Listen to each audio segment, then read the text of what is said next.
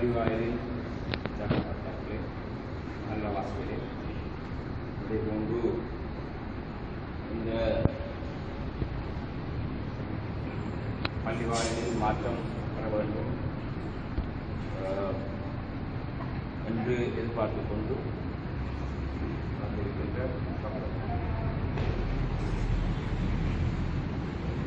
இன்று மிக நீண்ட நாட்களாக கோரிக்கை விடப்பட்டு வந்த ஒரு விஷயத்தின் ஆரம்ப ஒரு விஷயத்தை செய்வதற்காக நாங்கள் கூடியிருக்கிறோம். இது ஒரு பள்ளிவாயல். இந்த பள்ளிவாயலின் நிர்வாகம் சம்பந்தமாக பள்ளிவாயலிலே இருக்கின்ற பள்ளிவாயலோடு தொடர்பு வைத்திருக்கின்ற விசேஷமாக அந்த மஹல்லா என்று குறிப்பிடுகின்ற அந்த பிரதேசத்திலே இருக்கின்றவர்களுக்கும் அதே போன்று அதே பிரதேசத்திலே தங்கி இருந்து அதாவது கடைகள் வினிய விஷயங்களோடு தொடர்புள்ளவர்களுக்கும் இந்த பள்ளிக்கு வருவதற்காக வந்து போவர்களுக்கும் பள்ளி நிர்வாகம் பற்றி பேசுவதற்கு உரிமை இருக்கிறது என்று வக்ஃப் சட்டம் சொல்கிறது. அதன் அடிப்படையிலே தான் வக்ஃப் சபைக்கு சட்டம் இயற்றப்பட்ட போது இந்த வக்ஃப் சட்டத்திற்குள்ளே மஹல்லா இந்த விஷயம் மாத்திரமல்லாது இந்த பள்ளிவாயல் நிர்வாகம் எவ்வாறு அமைய வேண்டும் என்று தெளிவாக அந்த சட்டத்தில் கொடுக்கப்பட்டது. இங்கே இந்த புத்தகத்தை பொறுத்தளவிலே ஒவ்வொரு பள்ளிவாயலுக்குள்ளும் நிர்வாக தெரிவுகளிலே அவ்வப்போது பிரச்சனைகள் வருவதும் அந்த பிரச்சனைகளுக்கு மத்தியிலே நிர்வாகங்களை தெரிவு செய்வதும் தொடராக நடைபெறுகிறது. பெரிய பள்ளிவாசல் நிர்வாகம் அவ்வாறு தெரிவு செய்யப்படுகிறது. ஆனால் அந்த நிர்வாகம் அதே போன்று இணைய பள்ளிவாசல்களின் நிர்வாகங்களும் தெரிவு செய்யப்படுகிறது. எந்த நிர்வாகம் தெரிவு செய்யப்பட்டாலும் 100% உடன்பாட்டோடு எங்கும் தெரிவு செய்யப்பட்டதாக எங்களுக்கு அறிய கிடைக்கிறது. வேண்டுமென்றால் ஒரு எந்த முக்கியத்துவமும் இல்லாத ஒரு சிறிய பள்ளிவாயிலே அவ்வாறு விஷயங்கள் நடந்திருக்கிறது. ஆனால் புத்தளத்திலும் சரி, இந்த மாவட்டத்திலும் சரி, இலங்கையிலும் சரி, எந்த பள்ளிவாயில் நிர்வாகத்தை தெரிவு செய்ய போனாலும் இறுதியிலே ஏதாவது ஒரு 100% உடன்பாடு எட்டப்படுவது. 100% எல்லோரும் சந்தோஷப்படுவதும் இல்லை, எல்லோரும் திருப்திப்படுவதும் இல்லை. அதற்கு ஆக முக்கிய காரணமாக இருப்பது இயக்க ரீதியான வேறுபாடுகள். எனவே இயக்க ரீதியான வேறுபாடுகளில் சிக்கொண்டிருக்கின்ற இலங்கை வாழ் முஸ்லிம்களை பொறுத்தளவிலே அந்தந்த இயக்கத்தின் ஆதரவாளர்கள் அல்லது அதன் முக்கியஸ்தர்கள் அந்த பள்ளியிலே நிர்வாகிகளாக இருக்க வேண்டும் என்று விரும்புவது தவிர்க்க முடியாத விஷயமாக மாறி அதற்காக பள்ளி வாயில்களை தங்களது கைகளுக்குள்ளே வைத்துக் கொள்ள வேண்டும் என்று இயங்கிக் கொண்டிருப்பவர்கள் புத்தகத்தில் மாத்திரமல்ல இலங்கை முழுவதும் இருக்கிறார்கள். இவ்வாறான ஒரு சூழ்நிலைக்குள்ளேதான் இந்த மஸ்ஜிதுல் கரார் என்று சொல்லப்படுகின்ற இந்த பள்ளி வாயிலினதும் நிர்வாகம் சம்பந்தமான விஷயத்தை நாங்கள் நோக்க வேண்டியிருக்கிறோம். அதற்கும் புறம்பாக இந்த பள்ளிவாசலிலே இருக்கின்ற வேறொரு விசேஷ தன்மை இந்த பள்ளிவாசலை மற்ற பள்ளிவாசல்களை விடவும் வித்தியாசப்படுத்தி காட்டப்படும். இங்கே பழைய பள்ளிவாசல் இந்த பாதைக்கு அப்பால் சிறிய கட்டிடத்திலே சிறிய பள்ளிவாசலாக இயங்கிய போது கூடப்பட்ட நிர்வாக சபை அந்த பள்ளிவாசலை இயக்கி வந்தது. அதன் பின்பு இங்கு புத்தளத்தில் எத்தனை பேருக்கு இதில் தெளிவு இருக்கிறது என்பது எனக்கு தெரியாது. ஆனால் திடீர் தடபுடலாக இந்த காணிக்குள்ளே இவ்வாறான ஒரு பள்ளிவாசல் முளைத்தது, IBM மண்டபம் முளைத்தது, அதே போன்று கடைகளும் கட்டப்பட்டன. இந்த இருக்கின்ற பிரச்சனை என்னவென்றால் கங்காணிக்குளம் பள்ளிவாசலின் மஸ்ஜிதுல் கரார் பள்ளிவாசலின் நிர்வாகிகள் இந்த பள்ளிவாசலுக்கும் நிர்வாகிகளா இல்லையா? இந்த பள்ளிவாசலின் நிர்வாகிகள் மஸ்ஜிதுல் கரார் என்று சொல்லுகின்ற பழைய அந்த பள்ளிவாசலின் நிர்வாகிகளா இல்லையா? அதன் பின்பு இந்த ஹோல் யாருக்கு சொந்தமானது? இந்த கடைகளின் உரிமை யாருக்கு? இந்த கடைகளுக்கான சட்ட ரீதியான அந்தஸ்து என்ன? இந்த விஷயங்களை இந்த கடைகளை வைத்திருக்கின்றவர்களாக இருக்கட்டும், அல்லது இந்த பள்ளியிலே நிர்வாகத்தை இவ்வளவு காலமும் வைத்துக் கொண்டிருப்பவர்களாக இருக்கட்டும், அல்லது இதற்கு முன்பு இருந்த அந்த பள்ளிவாசலின் மேலே இருந்த அந்த பள்ளிவாசலுக்கு நிர்வாகம் செய்தவர்களாக இருக்கட்டும், அல்லது இந்த மஹல்லாவாசிகள் என்று சொல்லுகின்ற எங்களுடைய சகோதரர்களாக இருக்கட்டும், இதன் உண்மை தன்மையை ஆராயாமல் கடந்த 20-25 வருடங்களாக ஒரு குழப்பகரமான நிலையில் எல்லோருமாக இருக்கிறோம் என்பதை புரிந்து கொள்ள வேண்டும். எனக்கு ஞாபகம் இருக்கிறது 1997ஆம் ஆண்டு, இன்னைக்கு 17 வருஷத்துக்கு முன்பு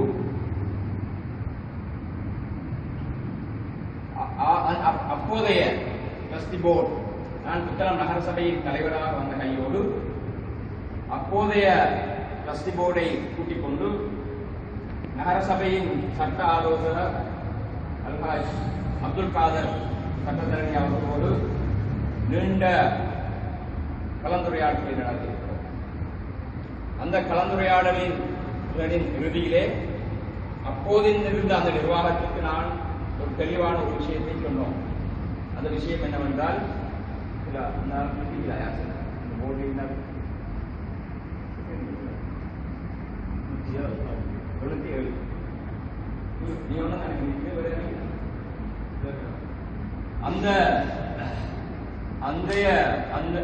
97ஆம் ஆண்டிலேயே ஒரு விஷயத்தை தெளிவாக சொன்னோம். அதுதான் கங்காணிக்குளம் பள்ளிவாசல் என்று ட்ரஸ்டி போர்டு போடப்பட்டிருக்கின்ற பள்ளிவாசல் இது அல்ல. ட்ரஸ்டி போர்டு போடப்பட்டிருக்கின்ற பள்ளிவாசல் ஏற்கனவே இருந்த பழைய பள்ளிவாசல். அதன் பின்பு அப்போது அந்த பள்ளிவாசல் இருக்கவில்லை. அப்ப கீழே 97 இருக்கையிலே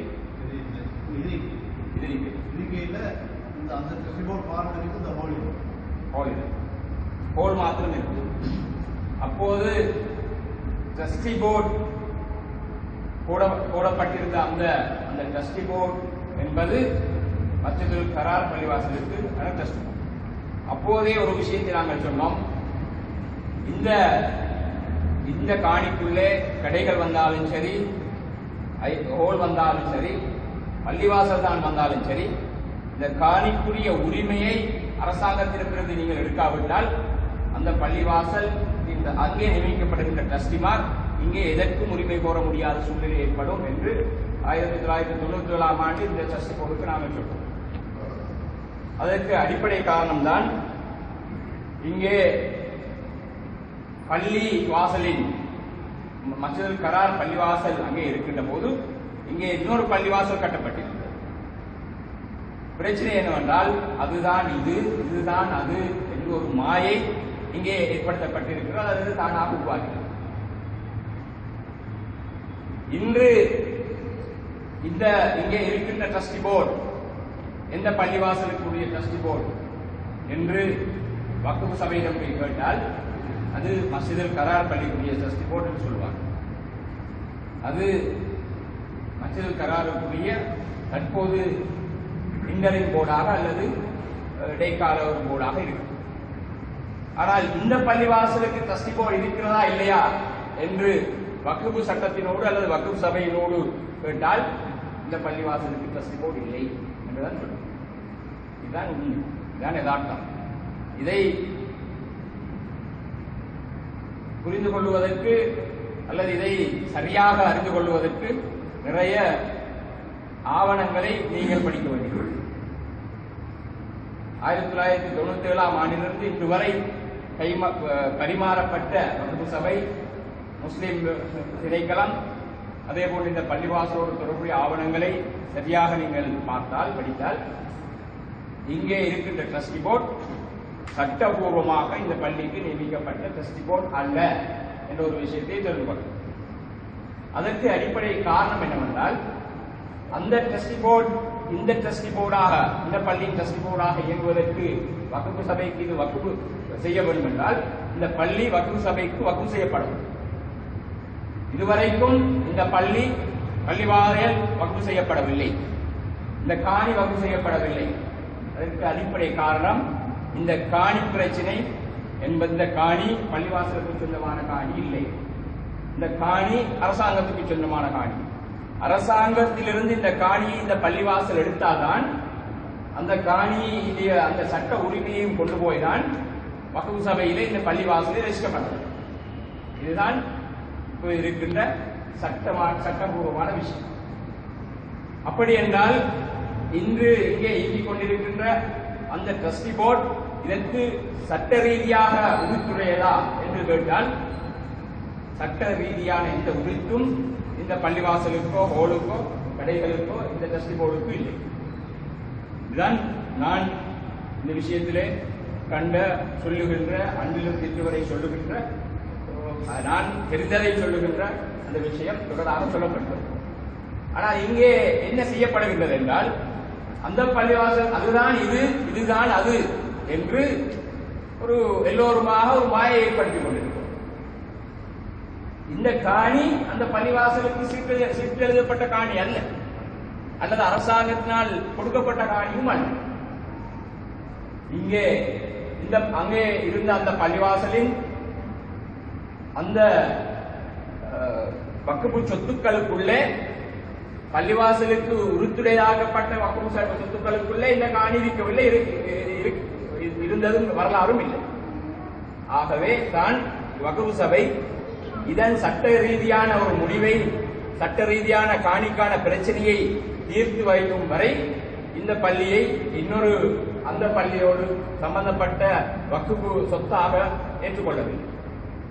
அதே போன்று அந்த பள்ளிக்கு வேறு இலக்கமும் இந்த பள்ளிக்கு வேறு இலக்கமும் தற்காலிகமாக கொடுக்கப்பட்டிருப்பதையும் ஒரு கடிதத்திலே நான் கண்டேன். ஆகவே அதற்கு ஒரு இலக்கம், இதற்கு ஒரு இலக்கம் அவருடைய கடித கோவைக்குள்ளே கொடுக்கப்பட்டிருக்கிறது. ஆகவே அதிலிருந்தும் இது இன்னொரு விஷயம் என்ற விஷயம் இங்கு சொல்லப்பட்டது. இங்கே இந்த காணி பிரச்சனையை பொறுத்தளவிலே இதற்கு அடிப்படை காரணம் இங்கே இருக்கின்ற காணி பிரச்சனை. இந்த காணி பிரச்சனையை பொறுத்தளவிலே நான் அன்றிலிருந்து இன்று வரை சொல்லிக் கொண்டிருக்கின்ற அந்த தெளிவான விஷயம் எங்களிடம் இருக்கிறது. 5 பயில் கட்டுகள் நாங்கள் வைத்திருக்கிறோம், அதில் தெளிவான ஆவணங்களை வைத்திருக்கிறோம். மேடை போட்டு கூட தெளிவாக சொன்னோம், இதனுடைய சட்ட ரீதியான அந்தஸ்து எது என்பதை பற்றி தெளிவாக சொன்னோம். ஒரு காணி யாருக்கு உறுத்துடையது என்பதை பார்க்க வேண்டும் என்றால் நாங்கள் போய் சர்வே டிபார்ட்மெண்ட் நில அளவையாளர் திணைக்களத்திலே போய் இருக்கின்ற 1904 ஆண்டு, 1929 ஆண்டு, 1954 ஆண்டு அந்த காலங்களிலே செய்த அவர்களுடைய அந்த சர்வே ரிப்போர்ட்டை எடுத்து பார்க்க வேண்டும். நில அளவை சம்பந்தமான அறிக்கைகளை எடுத்து பார்க்க வேண்டும். அதிலே அவர்கள் புத்தகத்தில் இருக்கின்ற காணிகளை எல்லாம் அளந்து, ஒவ்வொரு பக்கத்து காணிகளை எல்லாம் அளந்து, இந்த 1904 ஆண்டு யாருக்கு அது சொந்தமானது, 29 ஆண்டு யாருக்கு சொந்தமானது, 54 ஆண்டு யாருக்கு சொந்தமானது, அப்புறம் 70க்குள்ளே இன்னொரு சர்வே செய்யப்பட்டிருக்கிறது, அது யாருக்கு சொந்தமானது. எனவே அந்த ஆவணத்தை வைத்துக் கொண்டுதான் நகரசபையாக இருந்தாலும் சரி, பிரதேச செயலாளராக இருந்தாலும் சரி, நீதிமன்றமாக இருந்தாலும் சரி, யாராக இருந்தாலும் அந்த காணி உரிமையை அவ்வாறு தான் தீர்மானித்தார். எனவே அதிலே இந்த காணி அந்த காலத்தில் லோக்கல் போர்டுக்கு சொந்தமாக்கப்பட்ட நிலம் என்று தெளிவாக, வேஸ்ட்லேண்ட் என்று தெளிவாக சொல்லுகிறார். ஆனால் இடையிலே சில விஷயங்கள் நடந்திருக்கின்றன. ஒருவேளை அது ஒரு நல்ல விஷயமாக இருக்கலாம், சில வேளை இன்று இருந்து வருகின்ற பாரதூரமான பிரச்சனைகளுக்கு மத்தியிலே இன்று இந்த ஊரிலே இருக்கின்ற சட்டவிரோதமான கட்டிடங்களின் பட்டியலிலே 1ஆம் இடத்தை பிடித்திருக்கின்ற பள்ளிவாயல், ஹால், இந்த கடைகள் என்று சட்டவிரோதமான கட்டிடங்களுக்குள்ளே, சட்டவிரோதமான அந்த காணிகளுக்குள்ளே முதலிடத்தை இது இருக்கின்ற இந்த பள்ளிவாயலும் இந்த காணி பிடித்திருக்கிறது. எனவே 1997 ஆண்டிலிருந்து அதன் பிறகு இந்த பள்ளிவாயல் மாற்றமல்ல ஹோல் பள்ளிவாயல் கடைகள் எல்லாம் கட்டப்படுகின்ற போதெல்லாம் ஒவ்வொரு பிரிவிலும் இந்த காணியை சட்டபூர்வமாக பள்ளிவாயலுக்கு எடுக்கின்ற அந்த நடவடிக்கையை செய்ய வேண்டும் என்பதை நான் தொடராக வலியுறுத்தி வந்திருக்கிறேன். ஒவ்வொரு பிரிவிலும் அதற்கு முன்பும் புதிய பைசல் அவர்கள் உதர் மாஸ்டர் போன்றவர்கள் வெற்றி போர்டாக நியமிக்க இருந்த காலத்திலும் சரி, அதற்கு முன்பிருந்த நிர்வாகத்திலும் சரி, இதை என்னுடைய ஷேக்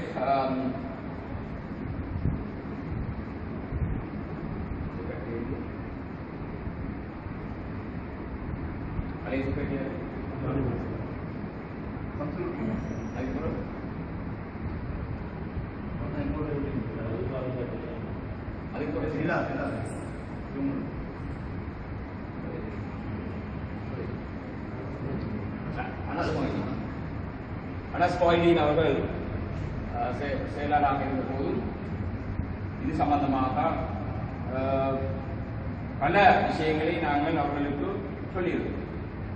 அதன் முன்பு ஆசிரியர் சம்ஸ்ரோபி அவர்கள் இருந்த போதிலும் இது பற்றி பல விஷயங்களை சொல்லியிருக்கிறோம். இறுதியாக அல்லது ஆரம்பத்தில் ஒரு UDA இது சம்பந்தமாக நான் நகரசபைக்கு வந்தபோது, நான் 97ஆம் ஆண்டு நகரசபைக்கு வந்தபோது இந்த காணியில இருந்த கடைகளுக்கு வழக்கு தாக்கல் செய்யப்பட்டது. சக்கரபா மொஹிதீன் அவருடைய காலத்திலே 1992ஆம் ஆண்டு சட்டவிரோத கட்டிடங்களுக்கு கீழே நகர அபிவிருத்தி அதிகார சபையின் ஆக்டிவ் கீழே இந்த கடைகளுக்கு வழக்கு தாக்கல் செய்யப்பட்டது. அதிலே இந்த கடைசியிலே நான் வந்ததன் பின்பு வந்த அந்த தீர்ப்பிலே அந்த கடைகளை அத்தனையும் உடைப்பதற்கான தீர்ப்பை நீதிமன்றம் எங்களுக்கு தந்திருக்கு. அந்த தீர்ப்பை கையிலே வைத்துக் கொண்டுதான் நீதிமன்றம் அதற்கான உத்தரவை தருகின்ற போது அதை நாங்கள் செய்யாதிருந்தால் நீதிமன்றத்தை அவமதித்த குற்றச்சாட்டின் கீழ் நாங்களும் கைது செய்யப்படலாம் என்ற ஒரு பிரச்சனை வைத்துக் கொண்டுதான் நாங்கள் பல முயற்சிகளை செய்தோம். அதை உடைக்காவிட்டாலும் பரவாயில்லை, அதை சட்டபூர்வமாக்கும் அந்த விஷயத்தை செய்ய வேண்டும் என்று நாங்கள் வலியுறுத்தினோம். இது சம்பந்தமாக ஆசிரியர் சம்ஸ்ராபி அவர்களுடைய குழு UDA நகர அபிவிருத்தி அதிகார சபையின் தலைவரை கொழும்பிலே சந்தித்தது, அமைச்சர்களை சந்தித்தது. அமைச்சர் அல்ஹாஜ் நவவி அவர்களை கூட்டிக் கொண்டு போய் அவர்கள் எல்லாம் சந்திக்க வைத்து இறுதியிலே ஒரு எக்ரிமெண்ட் அவர்களுக்குள்ளேயே ஏற்பட்டது. இந்த எக்ரிமெண்டை பொறுத்தளவிலே இன்னும் நாங்களும் அந்த பயிரில் இருக்கிறது.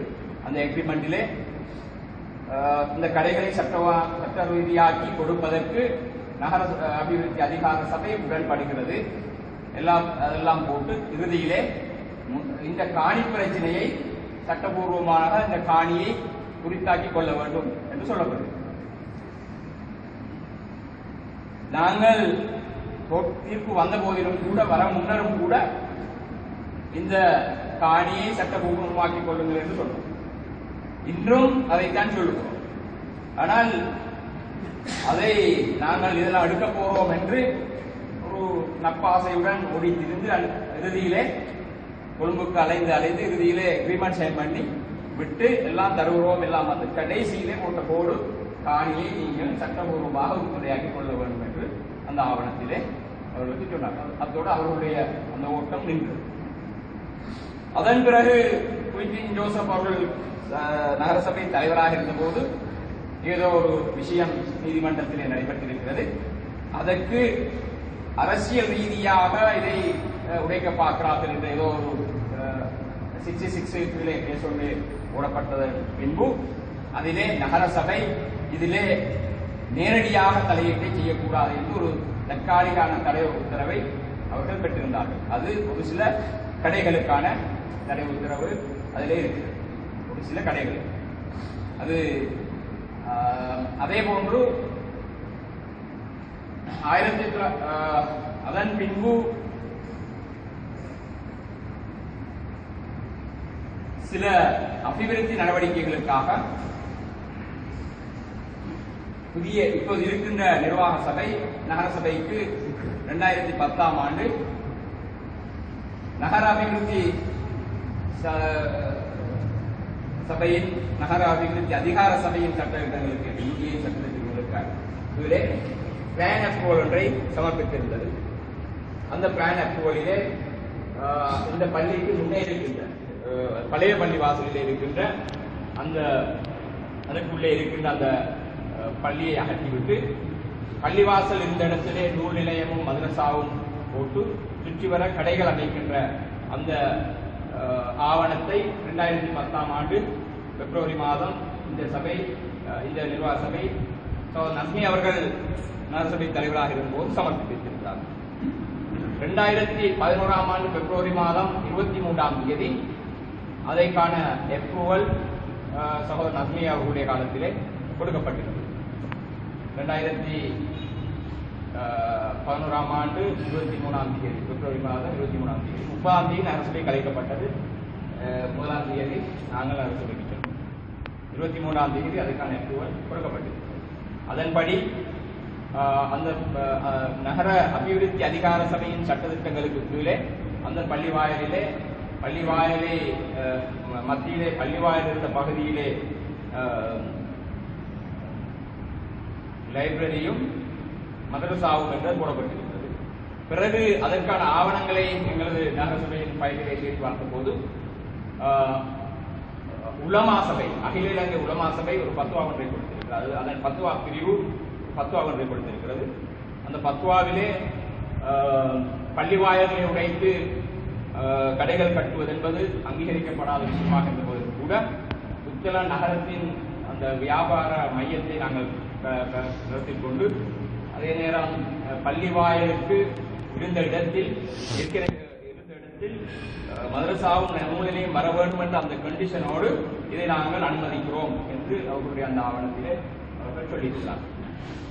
அதை வைத்துக் கொண்டு வக்ஃப் போர்டு அதற்கான அனுமதியை வழங்கியிருந்தது. அந்த அனுமதியை கொண்டு வந்தால் நகரசபையிலே நஸ்மி அவருடைய காலத்திலே அதற்கான அப்ரூவல் பெறப்பட்டிருக்கிறது. நான் நினைக்கிறேன் இதுதான் ஒரு சுருக்கமான இந்த பள்ளிவாசல் நிர்வாகமும் இந்த காணி பிரச்சனையும் சம்பந்தமான ஒரு சில தகவல்களை நான் உங்களுக்கு தரக்கூடியதாக இருந்தது. சில கேள்விகள் இருந்தால் நான் இந்த கேள்விகளுக்கு தேசிய கேள்வி விஷயங்களில் விடையளிக்கலாம். அதே நேரம் இந்த நிர்வாகத்தின் தற்போதைய நிலை என்ன என்பதை பற்றி தான் இன்று நாங்கள் பேச முடியும். இன்று இந்த பள்ளிவாயல் புத்தளத்தில் மாத்திரமல்ல, இன்று எங்கும் நான் அண்மையில் கட்டாருக்கு சென்றிருந்த போது கூட இதை பற்றி விமர்சனங்களை கேட்கின்ற ஒரு நிலை அங்கும் ஏற்பட்டது. எல்லா பக்கங்களிலும் விமர்சிக்கப்படுகின்ற எல்லா பள்ளிவாயலும் விமர்சிக்கப்படுகின்றன. அதே நேரம் இந்த பள்ளிவாயல் இன்று அதிகமாக விமர்சிக்கப்படுகின்ற ஒரு நிர்வாகமும் பள்ளிவாயலுமாக மாறியது. எனவே என்னை பொறுத்த அளவிலே இங்கே இருக்கின்ற சட்ட பிரச்சனைகளை தீர்க்க வேண்டும் என்றால், நிர்வாக பிரச்சனைகளை தீர்க்க வேண்டும் என்றால் முதலிலே காணி பிரச்சனை தீர்க்கப்பட வேண்டும் என்பதை அன்றிலிருந்து இன்று வரை சொல்லி வரும். அதை ஏற்றுக்கொள்வதற்கு அல்லது அதை செய்வதற்கு முன்பிருந்த நிர்வாக சபையை முன்வரவில்லை, இப்போது இருக்கின்ற நிர்வாக சபையை முன்வரவில்லை. இதற்கு பிறகு வரை இருக்கின்ற நிர்வாக சபை முன்வருமோ அது தெரியாது. ஆனால்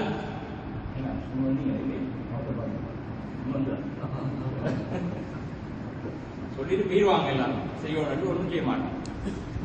இதுக்கு இந்த பிரச்சனை இப்ப ஒரு வகையில இவ்வளவு பெரிய காணிய இந்த பள்ளிவாசல் அரசாங்க காணிய யூசிக்கு சொந்தமான காணிய அரசாங்க காணிய பள்ளிவாசல் சொத்தா அல்லது ஒரு பொதுவான சொத்தா மாற்றி வச்சிக்கிற ஒரு நல்ல காரியத்தை இருந்த நிர்வாகங்கள் செஞ்சிருக்கிறது, அதை ஒத்துக்கொள்ளலாம்.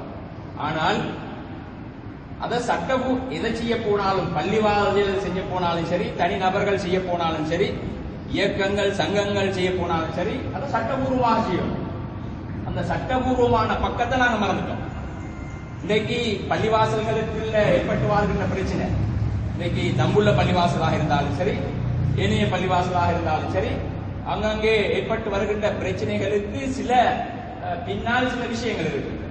அது என்ன என்பதை நாங்கள் தேடி பார்க்கின்ற போது சட்டபூர்வமாக 100% சட்டபூர்வமாக பள்ளிவாயல் கட்டியும் இல்லை, நிறைய இடங்களில் இருக்கிறார்கள், கடைகளை கட்டியும் இல்லை, வேற எந்த சட்டபூர்வமான ஆவணங்களை எடுத்து வச்சதும் இல்லை, சில இடங்களில் டீடும் இல்லை, பெர்மிட்டும் இல்லை, ஒன்றும் இல்லை. ஆகவே இனவாதிகளும் துவேசக்காரர்களும் முஸ்லிம் சமூகத்துக்கு எதிரான பலசேனாக்கள் போன்றவர்களும் இந்த விஷயத்தை தூண்டுகின்ற போது, இந்த விஷயத்தை எதிராக வருகின்ற போது இது அவர்களுக்கு கிடைக்கின்ற அவலாக மாறிவிடும். எனவே செய்கின்ற ஒரு விஷயத்தை சட்டபூர்வமாக செய்கின்ற அந்த விஷயம் முக்கியமானது.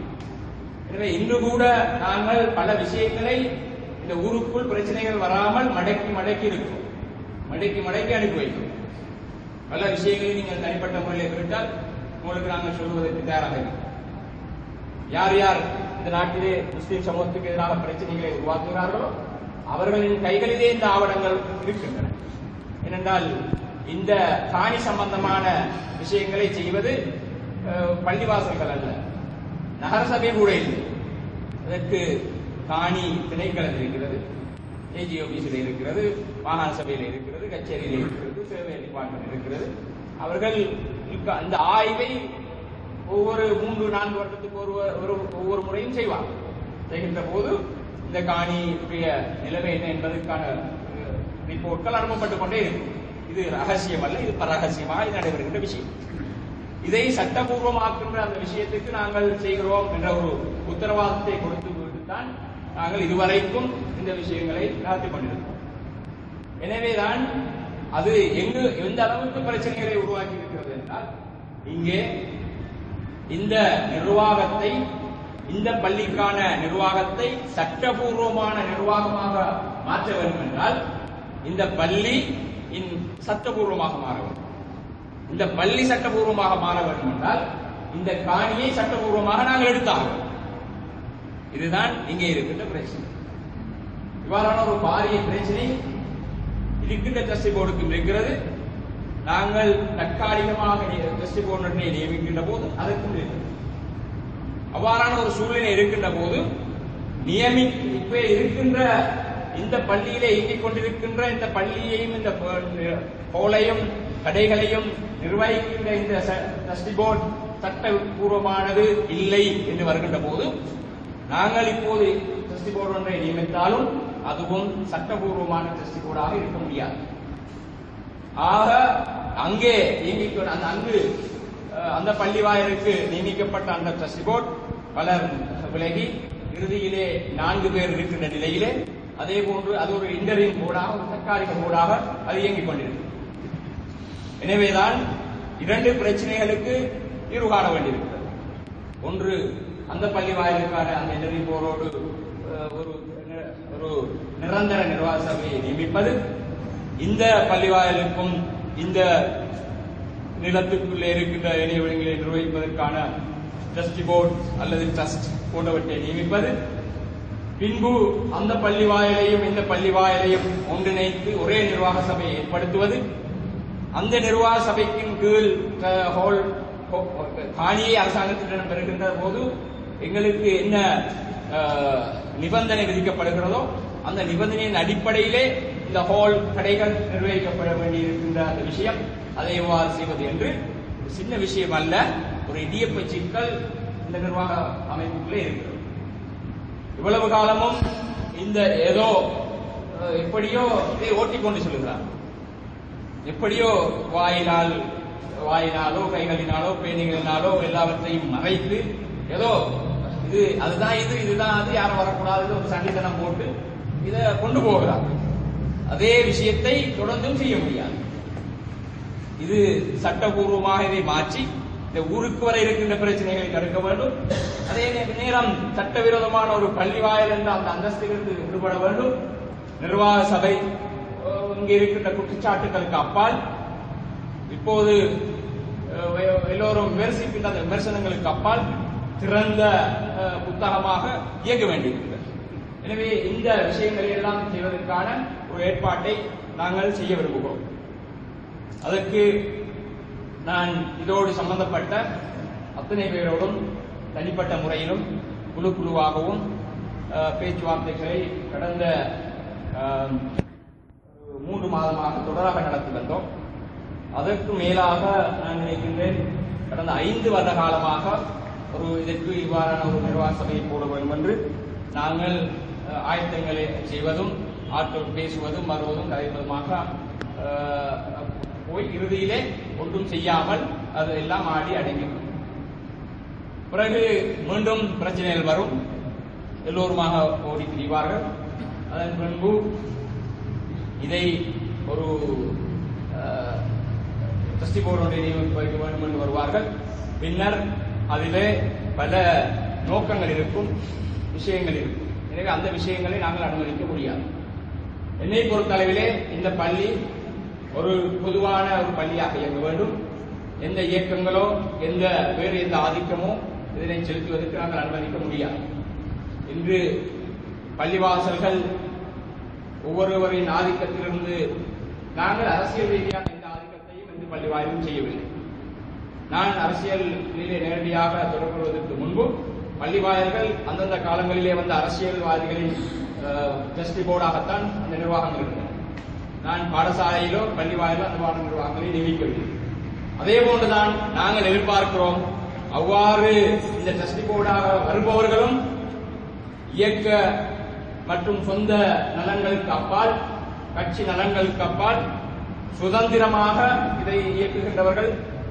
புத்தளம் பெரிய பள்ளி வாயிலாக இருந்தாலும் சரி, இன்று பிரச்சனை வந்திருக்கின்ற ஐதுருஸ் பள்ளியாக இருந்தாலும் சரி, புது பள்ளியாக இருந்தாலும் சரி, இந்த பள்ளியாக இருந்தாலும் சரி, எந்த பள்ளியாக இருந்தாலும் சரி, ஒரு பொதுவான குழு பொதுவான நோக்கத்தில் அதை இயக்க வேண்டும்.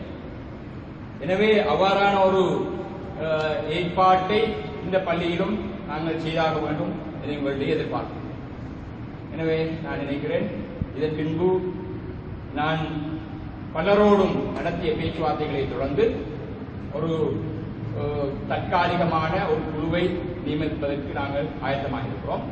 பிரச்சனை என்னவென்றால், யாராவது இது ஒரு சட்டபூர்வமான குழுவா என்று என்னிடம் கேட்டால் இல்லை என்ற பதிலை தான் நான் கேட்கிறேன். அப்படியெல்லாம் இருக்கின்ற குழு சட்டபூர்வமான குழுவா என்று கேட்டால் அவர்களும் இல்லை என்று சொல்வதில் தான் கேள்வி.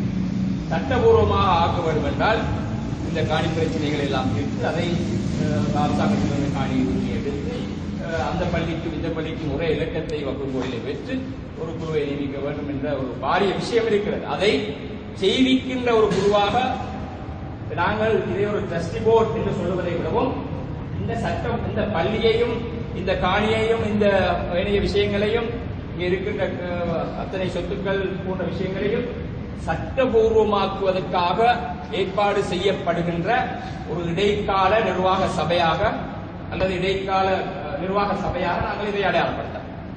எனவே இந்த பள்ளி வாயிலுக்கு இந்த குழு போடப்பட்டதன் பின்பும் வலிமையாக இருந்த டிஸ்ட்ரிபியூட் போன்று பிரச்சனைகளை பார்க்காமல், எதையும் கவனிக்காமல், பள்ளியை பார்த்துக் கொண்டு இருக்கின்ற வருமானத்தை பார்த்துக் கொண்டு வேறு எதையும் சட்ட விஷயங்களை செய்யாமல் இந்த குழு இயக்க முடியாது. இந்த பழைய கேஸை கையில் எடுக்க வேண்டிய நிலைக்கும் எனக்கு சிபிஐ அழுத்தத்தை ஓடரை அனுப்பினால் அதை நான் செய்தாக வேண்டிய நிலை எனக்கு ஏற்படும். எனவே இதுக்குள்ளே வேறு பிரச்சனைகள் இருக்கின்றன, என்னோடு கதைக்கப்பட்ட பல பிரச்சனைகள் இருக்கின்றன. இந்த பள்ளிவாசல் நிர்வாகத்திற்கும் எனக்கும் இந்த பள்ளியிலே இருக்கின்ற சொத்துக்கள், ஏனைய விஷயங்கள், பணம் சம்பந்தமாக அல்லாஹ்வின் மீது ஆணையாக ஒரு சம்பந்தமும் இல்லை. அதை நான் இதற்கு அப்பாலும் போய் சத்தியம் பண்ணி சொல்வதற்கு நான் தயாராக இருக்கிறேன். எனக்கு ஒரு காலத்தில் இந்த பள்ளிவாயல் தேவைப்பட்டது, அது அரசியல் ரீதியாக தேவைப்பட்டது. நான் திறந்து சொல்வதென்றால், எனக்கும் அமைச்சர் ரிஷாட் அவர்களுக்கும் பிரச்சனை வந்தபோது புத்தளம் பெரிய பள்ளி வாயல், புத்தளம் உலமா சபை, ஜமாத்தே இஸ்லாமி, அதே போன்று வர்த்தகர் சங்கம் அத்தனையும் புத்தளத்து எம்பியான என்னை கைவிட்டுவிட்டு ரிஷாதுக்கு ஆதரவாக அவர்கள் கடிதங்களை கொடுத்து சாட்சிகளாக போய் எல்லாவற்றையும் செய்த போது எனது நடவடிக்கைகளை நிலைநிறுத்திக் கொள்வதற்கு ஒரு பள்ளிவாசல் தேவைப்பட்டது, ஒரு பள்ளிவாசலின் லெட்டர்ஹேட் தேவைப்பட்டது. அந்த லெட்டர்ஹேடை பெறுகின்ற வேலையை மாத்திரம்தான் நான் இவர்களிடம் செய்திருக்கின்றன தவிர இங்கே இருக்கின்ற கணக்கு வழக்குகளுக்கும் அபிவிருத்திகளுக்கும் வாடகைக்கும் வேறு விஷயங்களுக்கும் எந்த விதத்திலும் எனக்கு ஒரு தொடர்பு இல்லை என்பதை பகிரங்கமாக இந்த இடத்திலே நான் சொல்ல வேண்டும். அது வேறு அதை நிர்வாக சபையிடம் கேளுங்கள், வேறு யாரும் அதை பற்றி சொன்னால் இதை விடவும் இங்கு வந்து சத்தியம் பண்ணுவதற்கு நான் தயாராக இருக்கிறேன். நிர்வாகம் என்பது வேறு, ஏனைய விஷயங்கள் வேறு. வேண்டுமென்றால் நான் கூட்டம் நடத்துவதற்கு ஒரு 2 முறை போலை சும்மா தந்திருப்பார்கள். கஞ்சி காய்ச்சலை கூட நாங்கள் தான் காய்ச்சினோம் நோம்பு துறக்கிறது. ஆக இதுல வேறு எந்த லாபத்தையும் நாங்கள் அடைகின்ற நோக்கம் இருக்கவில்லை. ஆனால் இந்த பிரச்சனைகளை சட்டபூர்வமாக நாங்கள் தோண்ட போனால் இதில் பல பிரச்சனைகள் வெடிக்கும் என்ற பிரச்சனை இருந்தது. எனவேதான் நான் நகரசபைக்கு மீண்டும் வந்ததன் பின்பு இந்த பள்ளிக்கு பின்னால் வெஹிக்கிள் பார்க் ஒன்றையும் அழகான டாய்லெட் ஒன்றையும் கட்டுவதற்கான நடவடிக்கை எடுத்தோம். அதிலும் இந்த நிர்வாக சபைக்கும் எனக்கும் பலத்த முரண்பாடு வந்தது, பிரச்சனை வந்தது.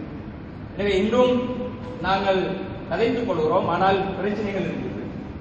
புதிய நிர்வாக சபையோடும் சில நேரம் இந்த ஊரின் பிரதான நிர்வாகி என்ற வகையிலே எனக்கும் அவர்களுக்கும் பிரச்சனைகள் வரலாம்.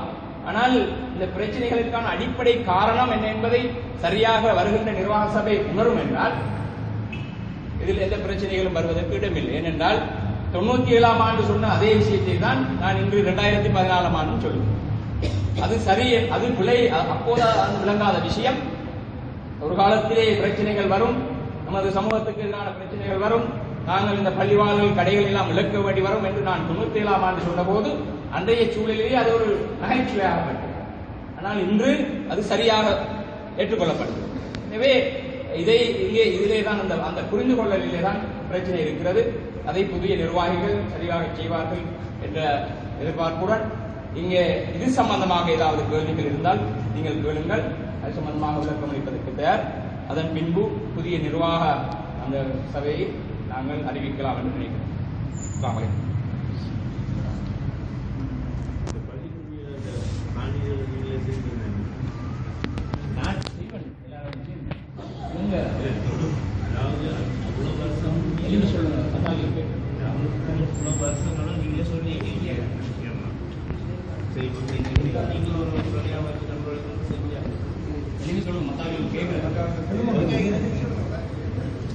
காடி பிரச்சனை நீங்களே செஞ்சிருந்தீங்க, அதே மாதிரி மறுபடியும் காணி நீங்களே செஞ்சுட்டாங்க. அதாவது பள்ளி விஷயங்கள் அவ்வளோ எங்களுக்கு தெரியாது, உங்களுக்கு அவ்வளோ தெரியும். நீங்களே அந்த உங்களுக்கு செஞ்சு எங்களுக்கு தாங்க இந்த 5 காட்டி நாங்கள் செஞ்சேன் அப்படி செஞ்சாங்க சார்.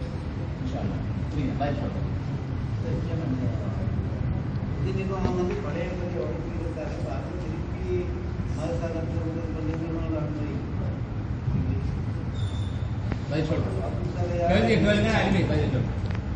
திருப்பி கேள்வி கேளுங்க.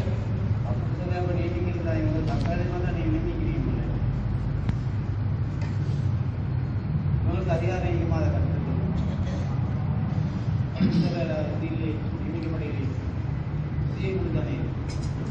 நான் பதில் சொல்றேன்.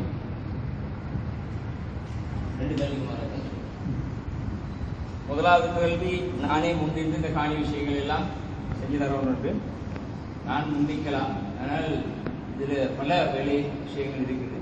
நான் நினைக்கிறேன் சில நேரம் 3 ட்ரஸ்டி போர்டை நான் பார்த்திருக்கிறேன். 3 ட்ரஸ்டி போர்டு இந்த விஷயத்துக்கு இணங்காத நிலைமை என்னன்னா, அவங்களுக்கு விளங்கினாலும் கூட மஹல்லாவாசிகள் இந்த காணியை அநியாயமாக பள்ளி காணியை பதிவு கொடுத்துட்டான், பள்ளி காணியை கொண்டு போய் அரசாங்கத்துக்கு கொடுத்துட்டாண்டு எங்களை ஏசுவாங்கன்னு சொல்லி இந்த நிர்வாக குழு எங்களுக்கு வழங்குது அப்படின்ட்டு இவங்க நிறைய நேரம் கழிச்சது எனக்கு தெரியும். ஏஜியோட இவங்களே நான் மீட்டிங் நடந்த நேரம் நான் ஏஜியை சொன்னோம், நான் ஏஜியை சொன்னோம்.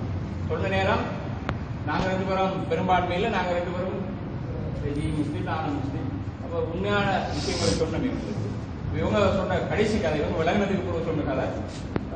நாங்கள் இணங்கினாலும் நாங்கள் கொண்டு போய் பள்ளி காணியை கொண்டு போய் அரசாங்கத்தை கொடுத்துட்டோம்னு சொல்லி எங்களுக்கு எதிரான ஆட்கள் ஏசுவாங்கன்னு சொல்லி பின்னடை அதில் முன்னுக்கு வராமல் அதில் பின்னடைந்து போன அந்த சம்பவங்கள் நிறைய இருக்குது. இந்த நிர்வாகம் சரி, அது நிர்வாகம் சரி.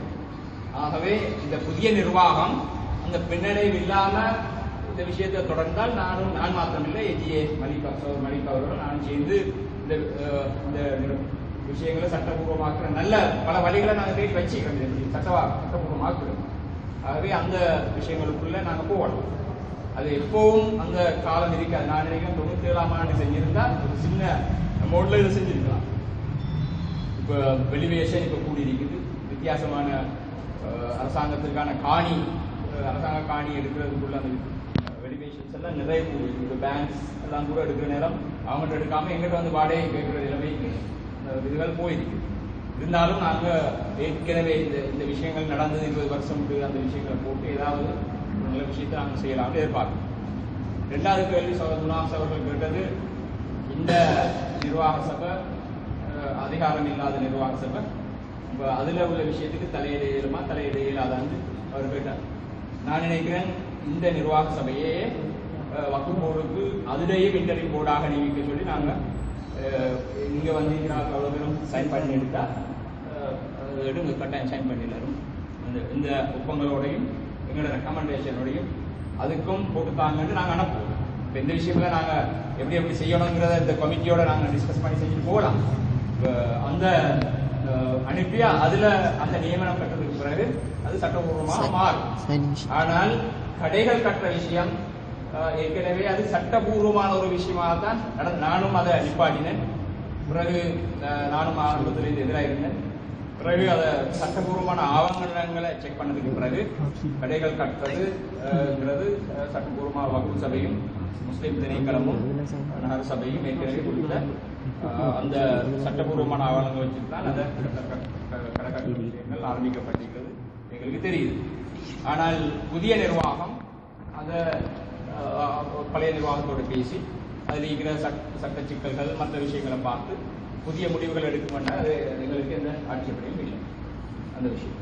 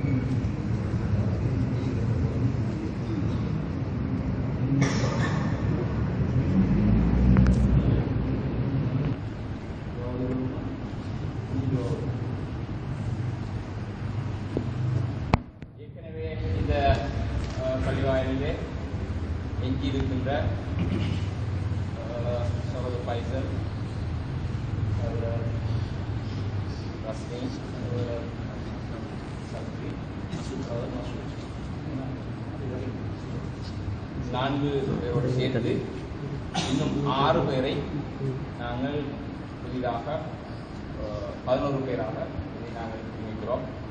அதில் சகோதரர் ரிஸ்வி ரசானா கிளாஸோ, சகோதரர் அம்ரின், சகோதரர் அஃப்ராஸ், சகோதரர் கலீல், சகோதரர் அல்தாப், சகோதரர் சியாம்,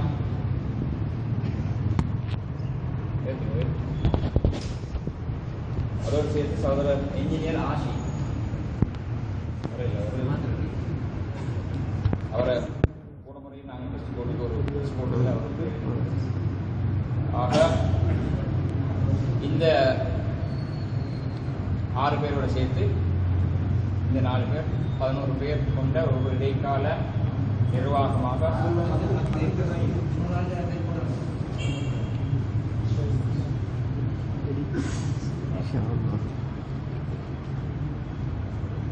இல்லை சரி 7 ரிஸ்வி, சகோதரர் ரிஸ்வி, அம்ரின், கலீல், அல்தாப், இப்போ 4, அஃப்ராஸ் 5, ஷியாம் 6, ஆசிப் 7, 4, 10. ஆட்சேபனையிலேயே தக்க சொல்ல அரசியல்வாதிகள் பள்ளியிலே சொல்லுவாங்க பின்னுக்கு ரைட். அப்ப அல்லாஹ் அக்பர் சொல்லி ஏற்றுக்கொள்ளும். இது நாளைக்கு நம்ம முன்னாடி சொல்றோம் எல்லாமே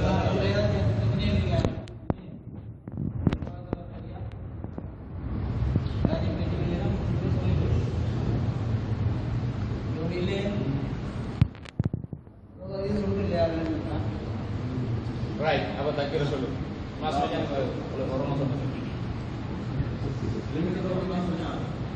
ரைட். அல்லாஹ் அக்பர்.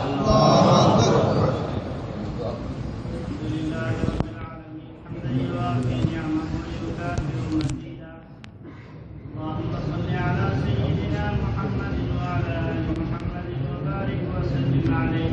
اللهم اغفر لنا ذنوبنا وخطايانا كلها. اللهم امنا في اوطاننا وفي مسجدنا هذا يا رب العالمين. ربنا تقبل منا صلاتنا ودعاءنا ومجلسنا يا رب العالمين.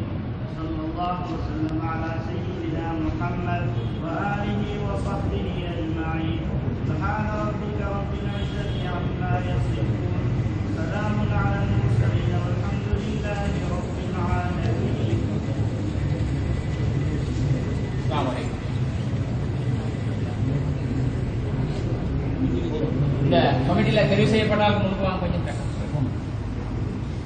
ஒடியா